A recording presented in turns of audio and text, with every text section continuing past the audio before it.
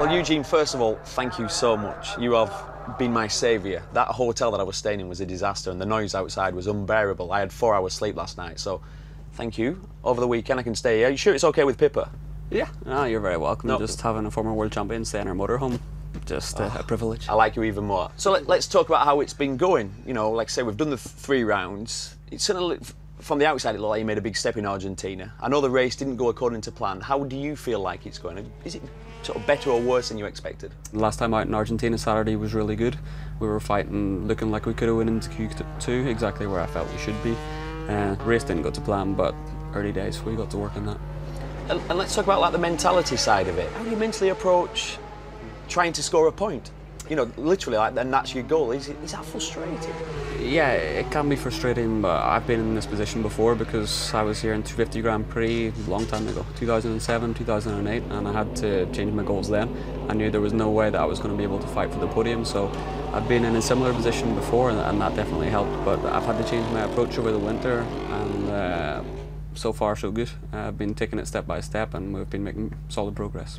And let's talk about the bike briefly. How competitive is it? You know, we know it's not quite the level. You've got different electronics package to what Marc Marquez has, but yeah, speed-wise and handling, is it similar to what Marc Marquez is on? It's a different spec, let's say. We are lacking a little bit of horsepower compared to those guys, but the big difference is the electronics. I was really surprised. We got some work to do. One of the reasons we did make progress in Argentina was just more or less turning off traction control. It was such a hindrance, it was causing more harm than good, so I just wanted to put the power back in my right hand and try and control it that way. So a little bit more dangerous, of course, but it's all about going fast around in circles, so whatever makes that happen, then that's what we got to do. And realistic goal for the next, let's say, 3 or 4 rounds, what you... Well, do you feel like you've got another big step in you, or now is it a couple of tenths here and there?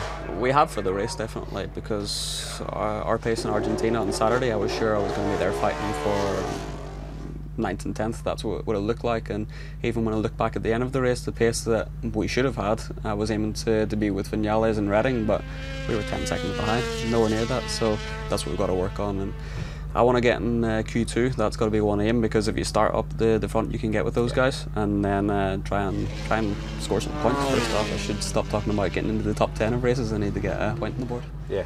Well, Eugene, I hope you've solved those problems, certainly the race issues you're having a little bit with rear grip. Good luck this weekend, and good luck for the rest of the year. Cheers. Also, can I just thank you again for letting me stay? It's an honour. Thank you.